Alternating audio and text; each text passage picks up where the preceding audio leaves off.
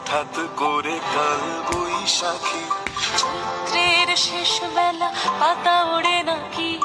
গত বছরের মায়া ভেঙে যাবে বলে, রাজপথ ভেসে গেছে অচেনা কাজলে, দু চোখে হঠাৎ করে কাল বৈশাখী, চৈত্রের শেষ বেলা পাতা ওড়ে নাকি, গত বছরের মায়া ভেঙে যাবে বলে, রাজপথ ভেসে গেছে অচেনা কাজলে, তুমিও অঝরে তাকে শুধু ভালোবেসো।